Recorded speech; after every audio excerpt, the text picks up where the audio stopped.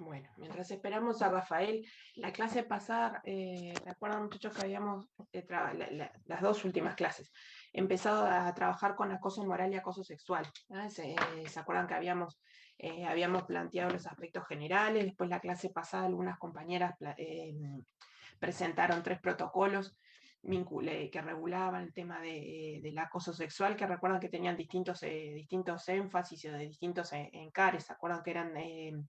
se plantearon 3, el de la Intendencia, después vimos el del Ministerio de Trabajo y el del Ministerio del Interior, ¿no? Es decir, que cada uno tenía algunas particularidades, y bueno, la idea ahora un poco es redondear lo de acoso. No sé, Rafael, si no empezamos con el tema siguiente. Nos quedaría de ver de la parte de acoso sexual.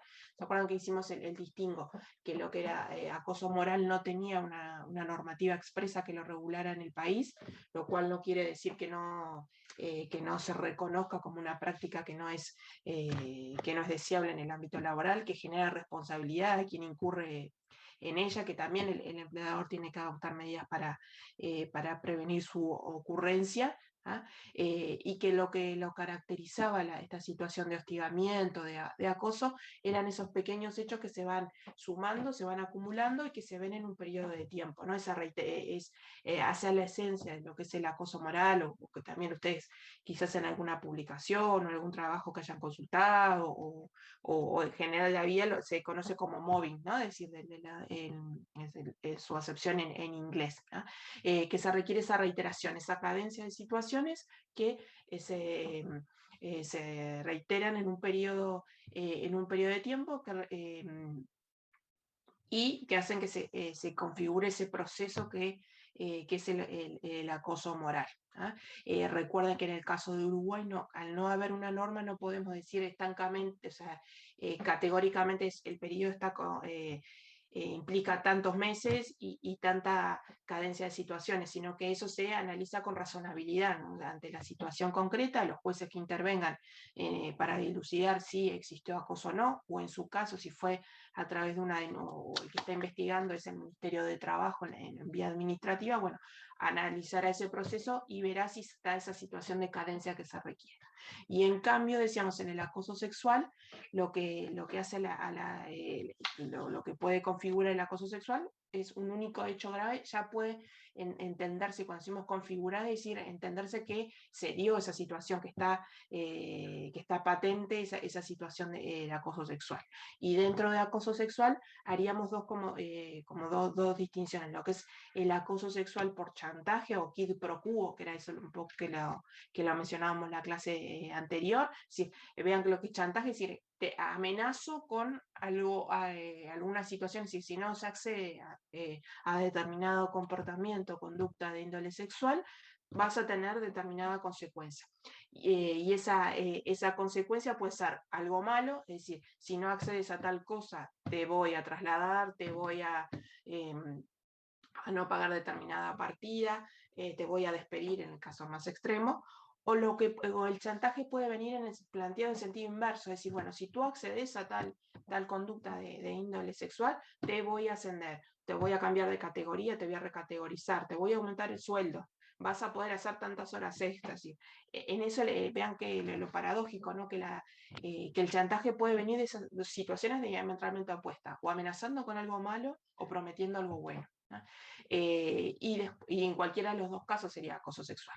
Y la otra modalidad es el acoso sexual ambiental, es decir, cuando se genera un ambiente de trabajo hostil desde el punto de vista sexual. Y ahí es donde ingresan todo lo que es la distribución de imágenes, los comentarios inapropiados, todas las referencias con contenido sexual, es decir, generar un ambiente de incomodidad vinculado a aspectos que hagan a la sexualidad. Es decir, en eso esas dos modalidades. Y algo que es bien importante, es decir, desde qué perspectiva se analiza la ocurrencia de acoso sexual. ¿Por qué le decimos desde qué perspectiva? Acá les voy a poner un ejemplo bastante claro. Ante un comentario, un chiste, ¿no? Es decir, que se dé en un ámbito de trabajo, supongan que hay 3, 4 personas y uno hace un chiste con contenido sexual. ¿Ah? Una persona puede reírse, le parece gracioso ante el comentario que hizo, ese chiste que hizo un compañero. Otro podrá decir, ah, mira este bobo lo que dijo, qué tonto el comentario que hizo, ¿no? Y un tercero puede sentirse realmente incomodado o afectado ante ese comentario. Y ahí la perspectiva, la que se analiza, no es del que hizo el comentario, el chiste, ¿no? Sino del que recibe. Entonces, puede entenderse que se configura el acoso sexual, aun lo que para uno puede ser y para el otro no. Entonces, siempre, y en esto también de lo que es la parte de la prevención, es importante en esto de hacer énfasis de ponerse en el lugar del otro, ¿no? Es decir, no importa la intención que tuve, ¿no? Quizás hasta eso se da también en el acoso sexual mucho con los comentarios, ¿no? Que quizás alguien quiere ser hasta galante y lo menos que no quiere acosar, pero el que lo recibe lo percibe como un acoso. Evidentemente, todo en el marco de la razonabilidad, ¿no? Pero bueno, no perder de vista esa perspectiva. Ante la situación de alguien que denuncia, o sea, decíamos, lo que es acoso sexual, tiene la ley que expresamente regula cómo actuar ante una situación de denuncia. Para allá Rafael ya se está conectando y va un poco más a profundizar en eso. Hay dos vías, ¿no? Es decir, una empresa que denuncia, que recibe una denuncia, tiene la posibilidad de investigarla internamente, es decir, ante ese hecho que un trabajador puso en conocimiento de que considera que fue acosado, ¿no?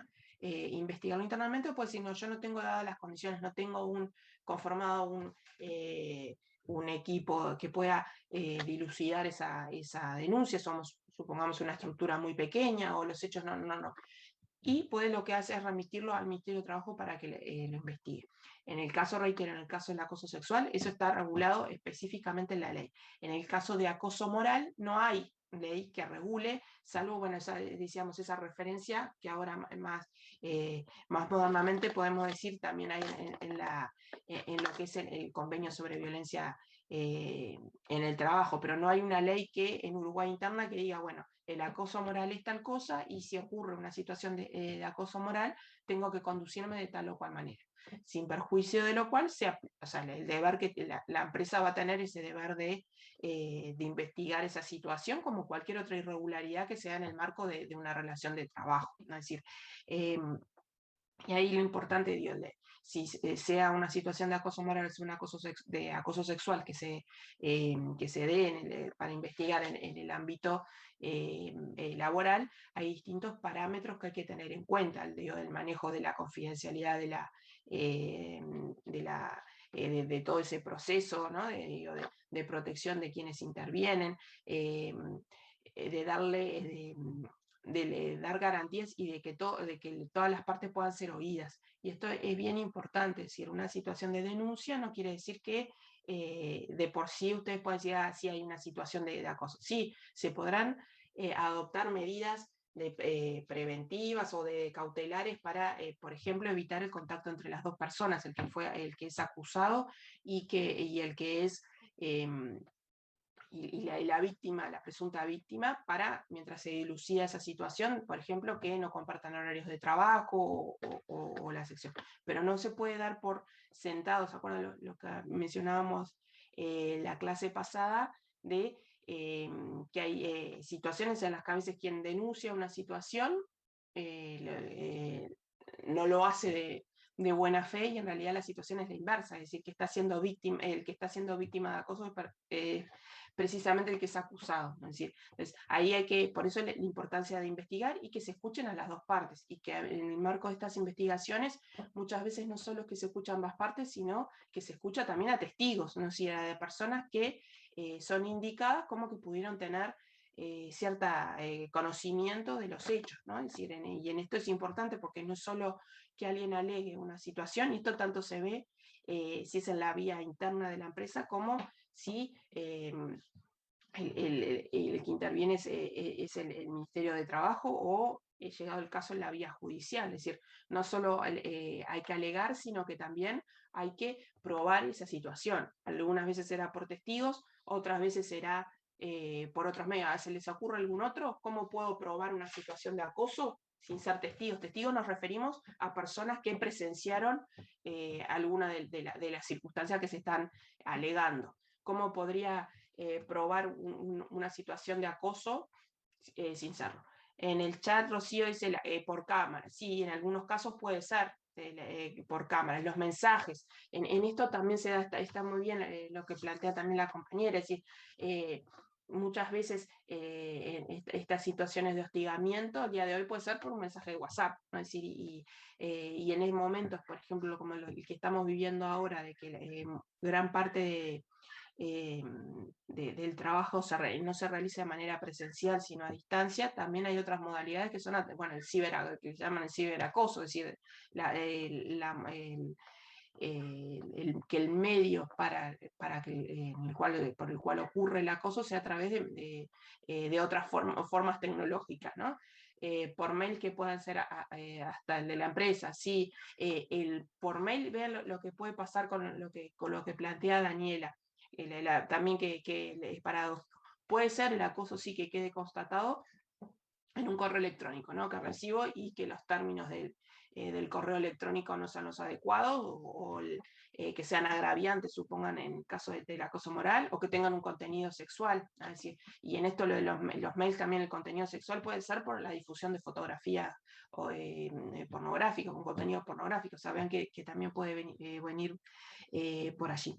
Pero también recuerden que en el acoso moral puede ser por omisión, ¿no? Es decir, de que ciertas abstenciones. Y la omisión puede ser, supongan una cadena de correos electrónicos en los cuales se excluya a un trabajador que debería de conocer esa información. Supongamos que porque es importante para su trabajo, porque convocan a determinada reunión que él debe de participar, y bueno, que uno de los mecanismos de eso, de aislar a ese trabajador, sea el no participarlo de esta reunión. Entonces, vean como ahí el mail juega de la perspectiva inversa, ¿no? Es decir, por no haber estado incluido en ese mail, puede ser uno de los indicios o uno de esos indicadores de una situación de acoso. ¿Ah? Evidentemente no va a ser solo, el acoso moral no va a ser solo por no haberlo incluido en un mail, pero en eso que yo les decía, como las perlitas cuando vamos formando un collar, puede ser importante manejar. ¿Alguna otra cosa se les ocurre para acreditar? Decíamos, bueno, puede ser por testigos, puede ser por cámara, algo que quede registrado en una cámara, por mensaje, por mail. En el caso del acoso sexual, el acoso moral, en algunos casos se ve también otros indicadores. Por ejemplo, alguien que tenga una sección, supongan que se está indicando que un supervisor es el acosador, ¿no? Es decir, el hostigamiento que hace y que un clima de trabajo que no es el adecuado. Bueno, a veces también se ve el nivel de ausentismo. Es decir, creo que Pablo en una de las primeras clases que veíamos acoso algo mencionó, es decir, de por sí quizás el ausentismo no es un indicador, la reiteración de certificaciones médicas, pero en un contexto puede tener cierta relevancia. O sea, que vean que en esto son distintas cosas que ante cada situación, o sea, la situación tanto de acoso moral como las de acoso sexual, se ven, hay que ver el contexto en el cual se dan, y en función de ver el contexto en el cual se dan, se analiza cómo se puede probar esa situación, ¿no? Es decir, y acá también hay un tema importante, que es que alguien puede denunciar una situación de acoso y no quedar, perdón, Daniela, si a las certificaciones por estrés, por ataque de pánico, sí, exacto, puede ser también un indicador que se una para acreditar una situación de acoso, por ejemplo, de acoso moral.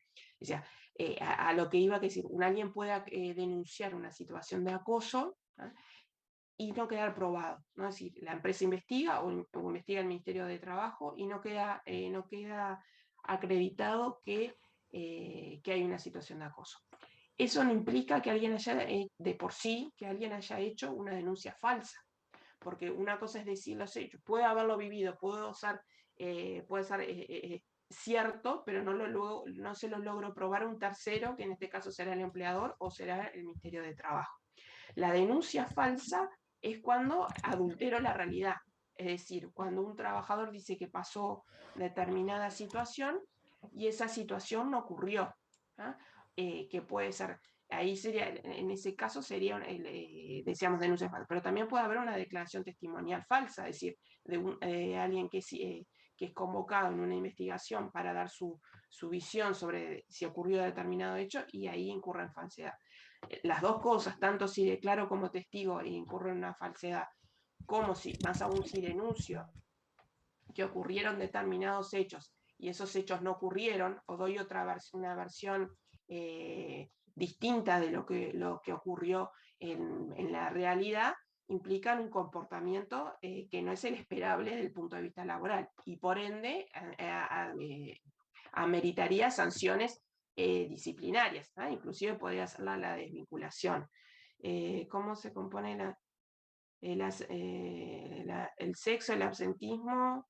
El ausentismo sería disminución de la cantidad y calidad del trabajo, errores, malas relaciones, y son todos, estos son todo lo que en el chat plantea Pablo, pueden ser indicadores que pueden contribuir a determinarse en un lugar, en un determinado momento, o ante una determinada situación, si hay o no una situación de acoso. De por sí solo, por ejemplo, Pablo menciona malas relaciones interpersonales, sí, puede ser un indicador. De por sí, aislado, cuando digo de por sí, es decir, aisladamente no. ¿Ah? Es decir, puede el hecho de que existan dos compañeros que no se lleven bien o con un grupo de trabajo, algunos no, porque todos tenemos mayor afinidad con una persona o con otra. De por sí solo no. Ahora, en un contexto puede sí ser un indicador. Eso es importante que ustedes lo ponderen con razonabilidad, ¿no? Es decir, en esto de decir, una cosa es que mismo decíamos, no todos tomamos igual los mismos hechos, sí está bien lo que dice Ana Laura, no todos los tomamos igual, no todos los procesamos de la misma forma. Lo que yo decía de la denuncia es falsa es cuando yo los cambio, que ahí hay una diferencia importante. Una cosa es lo que yo les decía del chiste, ¿no? Es decir, que alguien lo puede tomar como algo gracioso y otro sentirse afectado, y otro en el medio decir, mira que Nabo este es lo que dijo. ¿Ah? Eso sí es la percepción de cada uno. Lo que yo no puedo decir es que dijo algo que no dijo, ¿ah? O cambiar lo que... la predominancia del sexo femenino es un indicador de atención. ¿En qué sentido lo decís, Pablo? Indicador de... decimos, en la cultura. Sí, el tema de que predomina un sexo generalmente, porque me llamó la atención porque generalmente se marca lo opuesto, ¿no? Es decir, el de un sexo o de hombre, sí, exactamente, por esto es lo que te decía la aclaración. Generalmente, cuando hay situaciones y más de acoso sexual, a veces lo que se potera, bueno, si en la plantilla sí hay mujeres o son la mayoría son hombres, pero digo, reitero, eso también aisladamente no es. Rafael, no te conectaste, ¿no? No lo veo. No. Bueno. Sí, estoy acá, Leticia, estoy acá, hace un rato me estaba escuchando.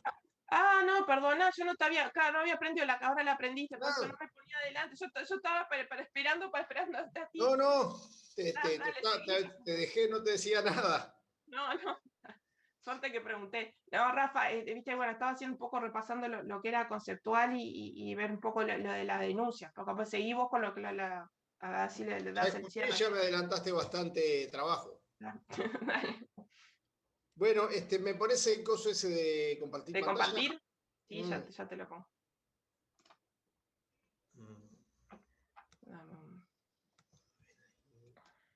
Bueno, igual, buenos días, muchachos. La idea, voy a tratar de avanzar. Además, ya lo bueno que Leticia ya adelantó bastante. Así que así ya le dejo también tiempo a Leticia para que empiece el tema de ella. Lo que nos faltaba ver era lo que yo puse ahora acá, algo así como políticas antiacoso, ¿no? Qué medidas una organización pública o privada, una empresa debe adoptar justamente antiacoso, para prevenir y eventualmente para sancionar las situaciones de acoso, ¿no? Y lo primero es que, sin duda, que todo empleador tiene este deber de adoptar estas medidas y en general contra cualquier otra forma de violencia que pueda haber en el trabajo, ¿no? Lo que está contemplado tanto en reglas como en principios generales. Recuerden que la ley 18.561 de acoso sexual habla justamente de prevenir y sancionar el acoso sexual.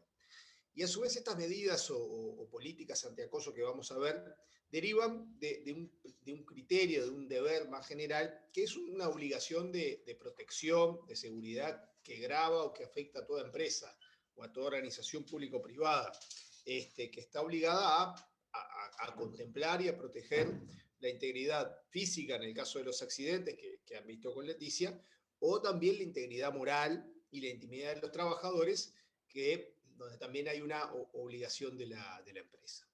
Estas medidas, ¿qué suponen? Bueno, hay dos grupos de medidas, ¿no? Hay medidas de tipo preventivo y medidas de tipo sancionatorio represivo. Las medidas preventivas, lo que suele llamarse también tutela inhibitoria, justamente se denominan así porque actúan ex ante, con anterioridad a que ocurran actos de acoso o de violencia para evitar su ocurrencia, ¿no? Lo que se trata es de intervenir de alguna manera en una organización para evitar que estas medidas ocurran. La ley de acoso sexual, por ejemplo, recuerden acá la situación que mencionábamos en clases anteriores, que no tenemos legislación en materia de acoso moral, no hay legislación en materia de acoso moral, sí la hay en materia de acoso sexual. Y toda una parte de la ley de acoso sexual es procedimental, de procedimiento, es decir, qué es lo que está más reglado, más regulado, más secuenciado. Para el acoso no hay un procedimiento establecido legalmente porque no hay ley. Sí, para el acoso sexual vamos a ver que existe. De todos modos, yo traté de aglutinar todo, pero vean que básicamente las referencias legales y el procedimiento que vamos a ver va a referir básicamente a las situaciones de acoso sexual, que les reitero son las que están reglamentadas. Pero les decía que la ley 18.561 consagra estas medidas preventivas y su decreto reglamentario dice que se considera medida preventiva toda aquella acción que se adopte a efectos de desalentar y prevenir los comportamientos de acoso sexual en el ámbito laboral. ¿Cuáles son esas medidas preventivas? Y bueno, hay infinidad de medidas, pienso yo, y la creatividad es lo que permite disponer varias de ellas, ¿no? Entre ellas, yo les transcribí acá las más usuales. Primero, la capacitación y formación en materia de acoso, ¿no? Y más genéricamente, diría yo, la educación en la materia. Es decir, una buena medida preventiva es adoptar cursos de formación, de educación para los trabajadores, a efectos de que puedan detectar con mayores elementos situaciones que eventualmente tengan la apariencia de acoso, ¿no? Y que generen cierta conciencia para evitar lo que en clases anteriores mencionábamos que puede ser naturalizar ciertos actos, ¿no? Ciertas conductas y poder calificarlas e identificarlas como situaciones de acoso, ¿no? Un sistema de consultas, está bien, yo no lo había puesto, pero un sistema de consultas, sin duda que podría ser, Gómez, una buena medida preventiva, ¿no? Veía alguna vez que en algunas empresas europeas hay como una especie de confidente, ¿no? Tiene un nombre especial, no me acuerdo, pero tiene como amigo confidente, donde justamente es un referente en la empresa al cual se le puede ir a hacer una consulta, un planteo, si en determinada situación que uno atraviesa puede significar un hecho de acoso, ¿no? Sí, Pero, sí. una cosa, no, que ahí hay que ser cuidadoso, porque el tema de, que tiene que quedar bien establecido el alcance, que es una consulta, porque cuando la empresa puede tomar conocimiento de una situación de acoso, lo más común y lo que correspondería sería por una denuncia formal. Ahora, si toma conocimiento por otra vía, también tiene deber de actuar. Entonces, ahí tendría que quedar bien deslindado de que la función es meramente de consulta y cuál es el alcance, porque imagínense que si no hay una persona de la empresa que tomó conocimiento de una situación de acoso y nadie actúa al respecto.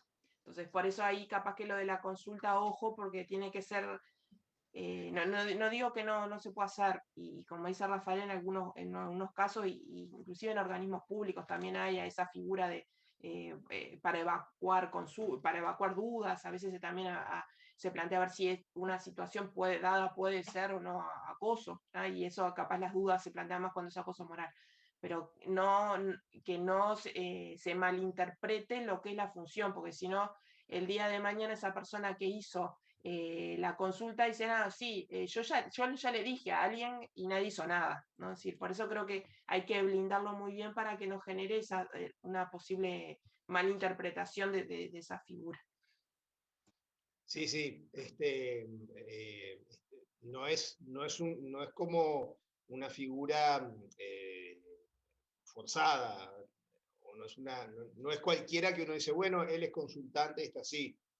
Por lo que yo veía de ciertas reglas europeas, o ciertas cuestiones en Europa, es alguien que tiene que revestir cierta imparcialidad, tiene que tener un rol público, tiene que tener, como dice Leticia, una función exclusivamente de consulta, actuar con imparcialidad en relación a la empresa y justamente ser un asesor del trabajador, justamente.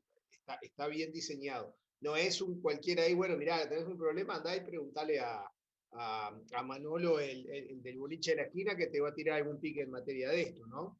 Está bien que tengan cuidado con esto, se lo planteo como titulares. En Uruguay no lo he visto estilado, no he visto que se estile que exista algo así. Lo que he visto que existen son en organismos públicos comisiones, comités que entienden en materia de acoso y que quizás que pueden tener una función de orientación, ¿no? Hay algunos organismos que tienen eso, como un organismo, un órgano imparcial, digamos, que justamente se busca que tenga neutralidad en relación a las partes, transparencia en su actuación, y que justamente puede tener ese rol de orientación, ¿no? Pero les decía que el otro tema que, que quería ponerles énfasis es que además de una educación general en esta materia, es interesante ciertos cursos de formación específicos para quienes ejercen un poder de dirección en una organización, quien tiene un poder de mando, quien tiene personal a cargo, quien es un supervisor. Ahí es interesante que las empresas dispongan esos cursos que a veces se llama de liderazgo o de formación en materia de ejercer, digamos, el poder de dirección, el dar órdenes y todo eso, que no es para cualquiera, digamos. No cualquiera tiene esa capacidad para hacer, digamos, un mando medio que obre con objetividad, ¿no? Competencias para mandos medios, exactamente. Eso. Segundo, campañas de difusión o sensibilización. Ahí me refiero más que nada a información, publicidad, boletines, digamos, cierto más que nada algo disuasivo, algo informativo, me parece. Tercero, que también es interesante que haya, evaluaciones y observación periódica del ambiente de trabajo. Buscar que las empresas traten de tener alguna cultura de que periódicamente se haga una evaluación del ambiente de trabajo. Las encuestas es algo muy interesante de hacer, encuestas de tipo anónimo, relevamientos de opiniones, entrevistas de trabajo, analizar si se quiere lo que estaban discutiendo también ahora con Leticia, cómo es la distribución de género en la plantilla de trabajo, es decir, cuántos trabajadores hay cuántas trabajadoras hay, es decir, tratar de ver ese tipo de cuestiones. Es decir, que vean lo interesante que es toda esta cuestión de la evaluación y la observación periódica y lo útil que es a veces, cuando una encuesta está bien hecha, cuando una encuesta es anónima, cuando una encuesta garantiza el anonimato de quien lo hace y que por tanto está más libre de hacer comentarios y hacer denuncias por esa vía, facilita mucho, me parece. Y eso lo he notado en la práctica en algunos casos que las empresas lo han hecho. Eso le da le da a los trabajadores cierto canal de desahogo o cierto canal donde manifestar expresiones y al mismo tiempo le da a las empresas insumos que si lo saben manejar bien, con criterio, con responsabilidad, pueden permitir corregir muchas cuestiones, ¿no? En cuarto lugar, disponer de protocolos de acoso, lo que el otro día más o menos vieron, lo que el otro día comentaron. También es una sugerencia bastante estandarizada y sobre todo una sugerencia que desde la perspectiva de las relaciones laborales o los recursos humanos es muy común, que las empresas dispongan de un protocolo de acoso. Que haya un protocolo de acoso permite que los trabajadores sepan, conozcan qué vía tienen para poder presentar una denuncia en esta materia, cómo se va a tratar esa denuncia, qué garantías van a tener. Es decir, la existencia de un buen protocolo de acoso, conocido, difundido en el ámbito de la empresa, con un órgano o con un referente que va a tratar esa denuncia de manera de vuelta imparcial, en forma ecuánime, es otra medida preventiva importante. Aunque a veces pienso que los protocolos tienen una función más reactiva que preventiva, ¿no? Tienen una función más de viabilizar la parte sancionatoria que preventiva, pero se colocan en esto, no, en esto acá, ¿no? Sí, sí, está bien lo que dice Maldonado. Sin duda que no solamente no es suficiente que exista en el papel un protocolo. El protocolo tiene que difundirse, tiene que llegar a conocimiento, tiene que estar colgado en las redes, tiene que divulgarse periódicamente su existencia, tiene que corregirse también periódicamente porque todo hay mucho ensayo y error en la vida. Así que estas son un poco las medidas preventivas más usuales que pueden haber. Y ahora las medidas, digo, más sancionatorias, lo que yo denominaría la tutela reparatoria, que actúa cuando acaece un posible acto de acoso, ¿no? Cuando ocurre un eventual acto de acoso moral, sexual o de violencia en el trabajo. Estas medidas sancionatorias lo que procuran es, ahora sí, identificar ese hecho, probarlo, sancionarlo, que cese esa conducta y hasta eventualmente repararlo, ¿no? Hasta eventualmente repararlo. Es decir, que buscan probar, identificar la ocurrencia que haya acaecido un acto de acoso, que sea veraz, que sea cierto que haya ocurrido, y eventualmente conculcarlo y buscar alguna forma de reparación. En especial, acá cobran relevancia los procedimientos que tienden a facilitar y comprobar los casos de acoso, ¿no? Y que incluyen medidas de protección de la víctima, medidas de protección de testigos, el diligenciamiento de prueba, que lo que estaba mencionando Leticia, y las formas de reparación o sanción. Acá todos los protocolos que los compañeros que lo vieron la clase pasada, y si ustedes se ponen a analizar los protocolos, todos prevén algún procedimiento más o menos formal, más o menos estándar, más o menos secuenciado, ¿no? Generalmente son procedimientos con cierta dosis de informalidad, no sé si es la palabra, porque todos prevén pasos, vistas, garantías, pero no son procedimientos judiciales, digamos, es decir, son procedimientos que tienen más un resorte administrativo. Y todos más o menos prevén cuestiones similares que las que vamos a ver acá, que se prevén también en la ley de acoso sexual. Procedimiento de sanción. no hay regulación de estos procedimientos, yo les decía, en materia de acoso moral. No hay una normativa legal que regule el procedimiento de acoso moral. Eso no inhibe que la empresa lo haga en un protocolo, pero sí la ley regula un procedimiento en esta materia o da algunas pautas de cómo tramitar, sustanciar y resolver las denuncias de acoso sexual. De todos modos, los que vieron los protocolos habrán visto que hay protocolos que contemplan las dos situaciones y permiten denunciar ambos tipos de situaciones, tanto acoso moral como acoso sexual. Primer punto, ¿quién tiene legitimación? ¿Quién puede denunciar? En materia de acoso sexual, la ley 18.561 dice el trabajador-trabajadora. En materia de acoso moral no hay ninguna referencia. Pero yo creo que acá hay que tener hay que partir, me parece, de un principio general de libertad de denuncia, si se quiere, ¿no?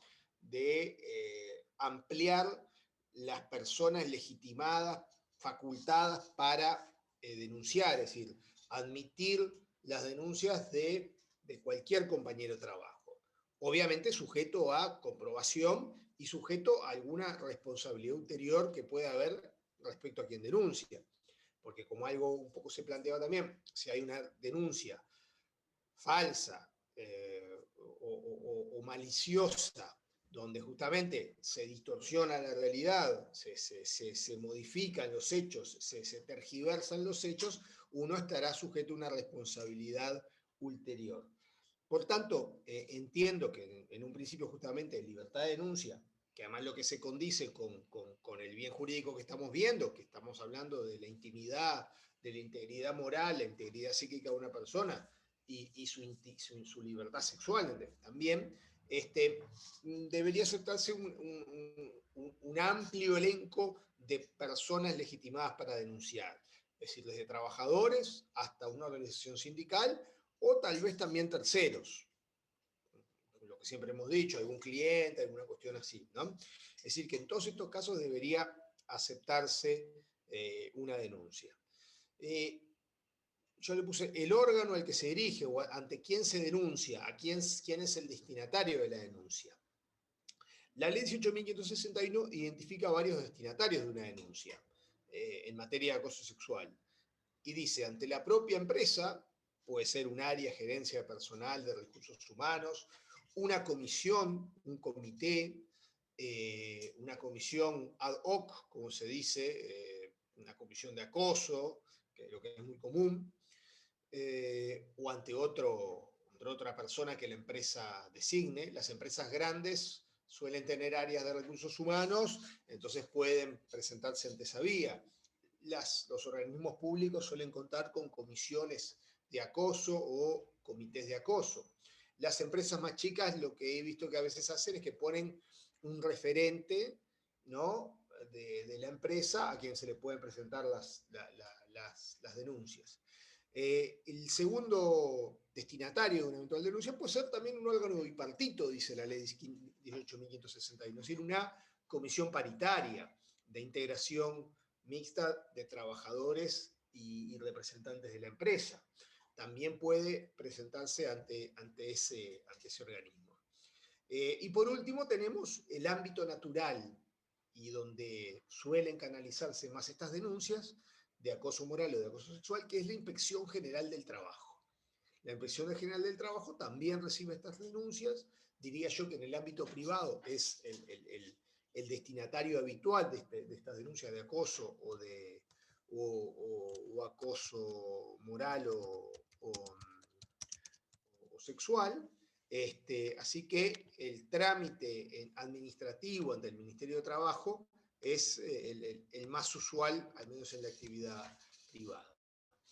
Así que rige en esto una libertad de denuncia, en el sentido que la persona tiene la facultad de presentarla ante cualquiera de estos destinatarios, sin que exista una prelación entre uno y otro. Tal vez que en la administración pública, en la actividad pública, sea más común presentarlo ante el propio organismo, y en la actividad privada, capaz que a veces se hace más confianza en la Inspección General del Trabajo, ¿no? Sustanciación de la denuncia. Esto que me refiero a cómo se tramita la denuncia. ¿Cuál es el trámite de la denuncia? Bueno, la ley 18.561 da algunas pautas para el acoso sexual, pero que también son válidas para el acoso moral.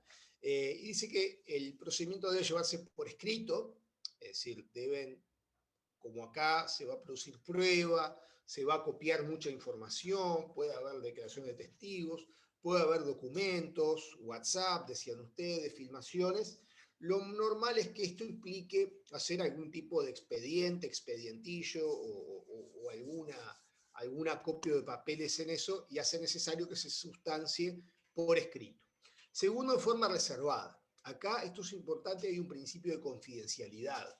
Y un principio de confidencialidad que corta transversalmente a todas las personas que están involucradas. Primero, lo más importante, el primero que está grabado con este deber de confidencialidad es lo que se llamaría el instructor del procedimiento, la persona que lleva adelante, ¿no? Que recibe la denuncia, que la tiene que tramitar, que tiene que producir prueba, aquel que toma conocimiento directo con la situación. Ese es el primero que tiene un deber de confidencialidad. Pero luego, todos aquellos que tengan conocimiento de esta situación tienen también, están grabados por este deber de confidencialidad. ¿Qué implica? Bueno, no divulgar la información que se va recabando en una denuncia, no divulgar el contenido de una denuncia, no divulgar el contenido de una declaración de un testigo, no divulgar la identidad de el denunciante, ¿no? Es decir, digo, porque se imaginarán que los casos de acoso moral o sexual tienen que ver mucho con aspectos justamente de nuestra intimidad, donde se ventilan aspectos de la privacidad de cualquiera, y es legítimo que no quiera que se anden divulgando por ahí, ¿no? Tercero, ¿cómo se sustancia? Garantizando la defensa y contradicción de las partes, debiendo a ambas partes ser oídas. Esto es lo que se puede denominar un principio de bilateralidad y debido proceso.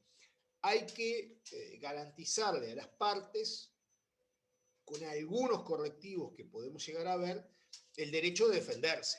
Si a mí me acusan, si yo soy, me presentan una denuncia, bueno, me tienen que dar la oportunidad de escucharme, de dar mi versión de los hechos, ¿no? Eso es bilateralidad, es decir que, bueno, si lo escucharon a él, escúchenme a mí ahora, ¿no? Denme la oportunidad de defenderme.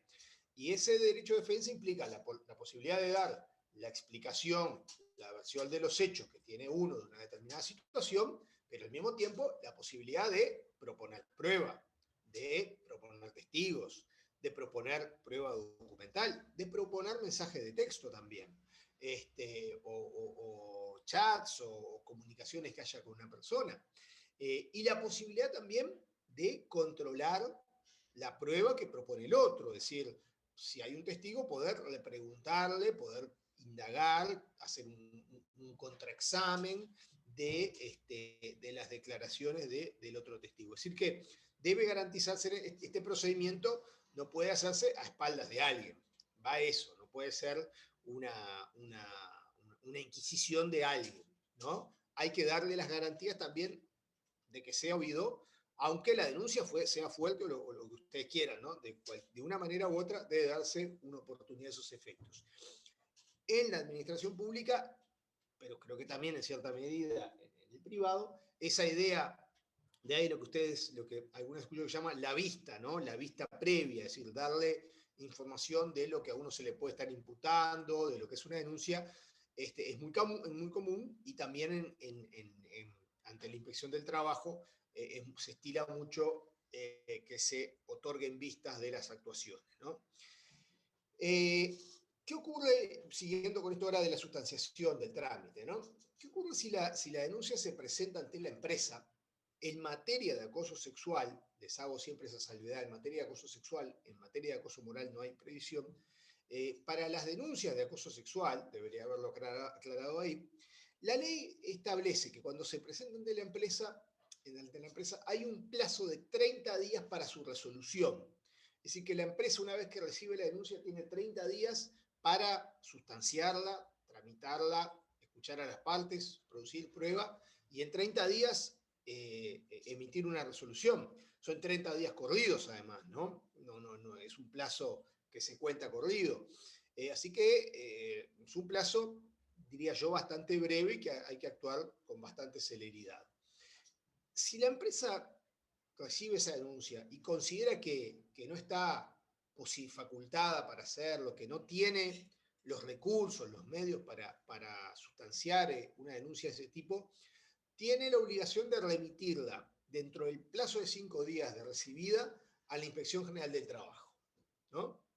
Si yo recibo una denuncia y digo, mire, yo soy una empresa chica, no tengo un experto en relaciones laborales, no tengo un gerente de recursos humanos, no puedo sustanciarla. No tengo la capacidad, no tengo las dimensiones, no tengo los medios, no tengo los recursos. Entonces, ¿qué tengo que hacer? Llamar al abogado, pagarle al abogado y, bueno, decirle que en 5 días el abogado le va a decir, bueno, dentro de 5 días, todo lo que recibiste, remitilo a la Inspección del Trabajo, ¿no? Es decir, desembarazate de esto, en el buen sentido lo digo. Así que si tú no estás capacitado para hacerlo, bueno, no lo puedes hacer, ¿no? Lo lamento, pero tenés que remitirlo a la Inspección General del Trabajo para que ella sí sustancie esa denuncia. Bien, si no, de lo contrario, si entiendo que puedo hacerlo, tengo la carga de hacerlo de estos 30 días. Aunque veremos después que en estos temas de estos plazos no hay una sanción estrictamente, es decir, que la empresa que no cumpla con estos plazos no tiene una sanción. Lo que implica esto es que quien presenta la denuncia ante la empresa se queda sujeto a ciertos plazos de espera, ¿no? A ciertos plazos de expectativa, que ahora después lo vamos a ver. Cuarto punto en esto de la sustanciación, ¿no? Si la denuncia se presenta ante la Inspección General del Trabajo, hay un procedimiento administrativo, hay una vía administrativa, tanto para acoso moral como acoso sexual, que es exactamente el mismo si en ese caso, donde se tramita de acuerdo a reglas administrativas, de derecho administrativo que se denomina, ¿no? Luego, tenemos qué medidas precautorias o preventivas se pueden adoptar, es decir, qué medidas inmediatas pueden disponerse cuando se recibe una denuncia. Yo les decía que un tema que estos procedimientos tratan de garantizar también es la protección de eventualmente la víctima, ¿no? Buscan proteger a la víctima de alguna manera. Entonces, en estos casos, en que se recibe una denuncia, en muchos casos, la empresa adopta alguna medida. Por ejemplo, separar a las partes. Por ejemplo, que no compartan más un lugar de trabajo. Por ejemplo, cambios de horario, cambios de turnos, cambios de día de trabajo. Por ejemplo, licencias extraordinarias o tratar de que alguno se tome una licencia, eso también lo he visto. Ese tipo de... vean que son todas medidas que buscan proteger a la víctima, ¿no? Evitar justamente, como dicen, el encuentro de el denunciante y el denunciado, ¿no? Y que justamente son de tipo preventivo. Obvio. Sí. Apaguen los audios, muchachos.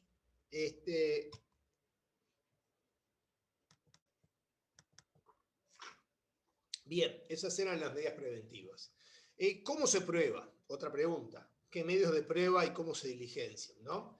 La forma de acoso, y ya un poco lo estaban charlando y acá me adelantaron un poco el camino, pueden probarse por cualquier medio de prueba legítimo, válido, ¿no? Desde testigos, documentos, grabaciones, WhatsApp, audios, filmaciones dentro de la empresa, infinidad de este tipo de cuestiones. Por ejemplo, el WhatsApp es una prueba fabulosa, ¿no? Y es uno de los medios donde se utilizan para ciertas formas de acoso hoy en día, bueno, a todos utilizo WhatsApp, pero donde la prueba por medio de comunicaciones electrónicas, WhatsApp o lo que sea, está al orden del día, ¿no? Infinidad. Y miren que para probarlo, pero también para hacer una defensa. Yo recuerdo un caso donde una mujer denunció a un gerente de acoso, pero el trasfondo era que había una relación sentimental entre ellos, auténtica, donde, ¿qué pasaba también? Estas personas registraron sus encuentros amorosos y otras cosas más por la vía del celular. Entonces, esa prueba de las comunicaciones le sirvió también en ese caso al denunciado para probar que era una relación consentida, diamante creo que era, no importa, pero vean cómo ese medio de prueba, el celular, les permite a ambas partes probar el alcance de un hecho, el alcance de una situación, ¿no? La prueba testimonial. Rafa, no, que inclusive, como decía, el tema de la defensa, en el caso del acoso moral, muchas veces lo que se ve cuando si alguien está denunciando que lo humillan, que lo tratan mal y todo, y después paralelamente hay intercambios en los cuales se nota que una relación muy fluida y con otro nivel de totalmente opuesto a lo que se está denunciando, también o sea, puede servir como un elemento de defensa. Si alguien está diciendo que lo aislaban y a través del WhatsApp se ve que se encontraban para comer o que tenían otro vínculo y que estaba al tanto de las noticias, de las novedades de la sección, también puede ser usado. Yo en un juicio, en una situación también lo que se denunciaba era acoso moral, lo que se usó como prueba eran filmaciones de encuentros que tenían fuera del horario de trabajo, o sea, era un equipo de trabajo que con cierta regularidad se reunían por motivos extralaborales, o sea, que digo, como, fuera del horario y a charlar o a festejar un cumpleaños o determinada actividad. Y una de las cosas que se agregó eran las filmaciones en esas reuniones, que eran filmaciones que eran digo, consentidas y que estaban todo el mundo de acuerdo, ¿no? O sea, de la que en el juicio decía que era víctima de la situación de acoso, que cantaba muy bien, ¿ah? Entonces eran en esos grupos, en esas reuniones, la filmación de esta muchacha cantando y bueno, demostrando sus dotes para el canto. ¿Y por qué se agregó? Evidentemente no se ganó el juicio por esa filmación de la persona cantando, pero sí demostraba que no había un clima de hostilidad, de hostigamiento como el que denunciaba. O sea, si alguien está siendo víctima de una situación de acoso moral, difícilmente después comparta un momento fuera del horario de trabajo y no solo que lo comparta, sino que esté tan a gusto al punto de que se ponga a cantar, ¿no? Entonces, vean cómo hay veces estas cosas que se utilizan también no solo para demostrar, porque generalmente el énfasis se hace, bueno, demuestro que me acosan a través del mensaje o a través de una afirmación. Hay veces que sea lo opuesto, o sea, dependerá del lugar en donde ustedes estén, cómo lo van a hacer jugar, pero bueno, también puede ser un mecanismo para defender o contrarrestar esa situación de acoso. Rafa, ¿estás por ahí o te fuiste? Sí, sí, estoy acá, estoy acá. Bien. Bueno, vean qué interesante todo esto, ¿no? Eh, bueno, después les hago algún comentario más. Pero bueno, la prueba testimonial, ¿no? La prueba testimonial creo que tiene cierta peculiaridad y cierta importancia acá y ciertos bemoles, ¿no? Y ciertos inconvenientes ha tenido. Por ejemplo, en materia de acoso sexual, no de acoso moral, recuerden, acoso sexual regulado de procedimiento, acoso moral no regulado. En materia de acoso sexual, la normativa dice, lo más común en estos casos es la prueba testimonial, ¿no? Es decir, es muy común que haya mucho testimonio en esto, ¿no? Y es necesario saber discernir testimonios espontáneos, testimonios auténticos, de testimonios distorsionados, tergiversados o inconducentes, ¿no? Acá se van a encontrar con infinidad de cuestiones, ¿no? Testigos que relatan gráficamente lo ocurrido, testigos que hacen más que nada valoraciones de lo que ocurre, testigos que lo que hacen es más que nada echar de por sí calificativos con respecto a una persona, pero que no aportan mucho. Así que discernir lo que es un testigo es importante y, les reitero, es muy usual en cualquiera de estos casos la presencia de testigos. Es decir, que si si los que sigan relaciones laborales y se reciban de técnicos o licenciados en relaciones laborales, es muy posible que en algún momento tengan que hacer algún procedimiento de estos. Y me parece que con toda esta formación que están teniendo, más el avance que tengan en la carrera, van a tener una formación sólida para poder realizar un procedimiento de este tipo, y van a poder hacerlo sin ningún inconveniente, más todas otras cuestiones más que da la vida, si se quiere, para poder hacer este tipo de procedimientos, ¿no? Pero es bastante importante la prueba testimonial y es bastante importante valorarla desprejuiciadamente, porque creo que lo más difícil de ahí, me parece a mí, que en el rol cuando uno es instructor, es ver las cosas en forma objetiva, ¿no? Tratar de ver las cosas objetivas y desapasionadamente, si se quiere. Eso es la virtud que tiene que tener un buen instructor de esta materia, ¿no? Saber bien, bueno, a ver, ¿qué me dicen? ¿Cómo me lo dice uno? ¿Cómo me lo dice el otro? Para poder, la imparcialidad justamente, tratar de ver bien las cuestiones, ¿no? Porque hay casos de acoso que son claros, y hay casos de acoso que uno le puede generar la duda de si no hay, o más bien una insatisfacción de una parte, o un problema personal en algunos casos entre las partes. Esto que relataba Leticia, de que, bueno, que a veces pasa, ¿cómo se entiende que uno lo acose cuando antes estaban juntándose, reuniéndose, etcétera, etcétera? Eso a veces los cortocircuitos humanos llevan a que uno escrache a alguno por alguna vía, ¿no? No digo que sea habitual de todos los días, pero puede ocurrir y ocurre ese tipo de cuestiones, ¿no?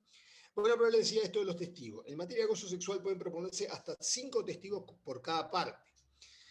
Y además se prevé que la inspección del trabajo puede diligenciar prueba en materia de acoso, y ahí se prevé una cuestión muy particular, que en materia de acoso sexual, luego extendida el acoso moral, cuando la inspección del trabajo, es decir, los funcionarios inspectores llevan adelante un procedimiento o una visita a la empresa, una inspección in situ, van al lugar de la empresa, que es muy común, se constituyen en la empresa y toman declaraciones espontáneas a los trabajadores que están allí presentes, sin aviso previo, sin noticia previa, ¿no?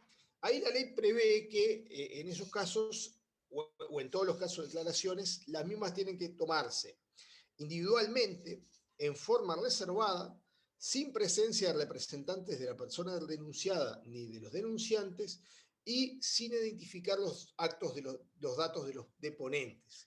Así que vean que acá hay una suerte de reserva importante en esta materia, ¿no? Es decir, vean que se habilita a tomar declaración sin que esté presente el denunciante, sin que esté presente el denunciado, ¿no? Y sin identificar quién declara. Es decir, o se lo identifica, pero no queda en la declaración, sino que queda en una hoja aparte o en una hoja cerrada en el expediente, ¿no? Así que vean un poco la forma en que se toma esta prueba, ¿no? Que, por un lado, tiene un justificativo. ¿Cuál será el justificativo de tomar declaración a un testigo en materia de acoso en forma reservada y sin que se sepa en forma disociada su identidad? ¿Cuál será el fundamento de eso? La confidencialidad, sí, pero más que eso, ¿qué más? ¿Por qué tomar una declaración así? Protección, ¿no? Es decir, para buscar proteger, digamos, al testigo, para protegerlo eventualmente del denunciante. y para protegerlo también de eventuales represalias que puede haber, si se quiere, de la empresa, ¿no? Que adopta, ahí va lo que dice Maldonado, que la empresa adopte alguna represalia, ¿no? Por lo que pueda decir si compromete a la empresa. Entonces, se procura ahí cierta disociación en esto. Para los casos de acoso, moral, discriminación y también libertad sindical, la ley 19.854 vino a tratar de regular, digamos, un procedimiento que la inspección tenía contemplado para el acoso sexual, pero no para estas restantes situaciones de acoso, que era justamente eso. En acoso moral iba la inspección del trabajo en la empresa y hacía lo mismo que mencionamos en materia de acoso sexual. Interrogaba a las personas, les tomaba declaración en la empresa, lo hacía en forma reservada, es identificar quién era el deponente. Como eso no tenía un respaldo legal, llevó a que haya varias denuncias judiciales o accionamientos judiciales contra el Ministerio de Trabajo, porque también qué violenta este principio, ¿no? ¿Qué afecta a este procedimiento de tomar la prueba? ¿No? ¿Qué puede afectar esto? Y miren que también lo afecta en una forma bastante importante. ¿Qué afecta a esta forma de diligenciar la prueba, no? ¿Qué les parece que puede afectar? ¿Quién se puede ver perjudicado con esa forma de tomar la prueba? Claro. ¿Qué le está afectando a una de las partes esta forma de producir la prueba? El que no sepan el nombre de quién está declarando. O que ni siquiera están presentes. Le afecta al denunciante, al denunciado, ¿no? Afecta básicamente, también puede afectar al denunciante. Le afecta eso que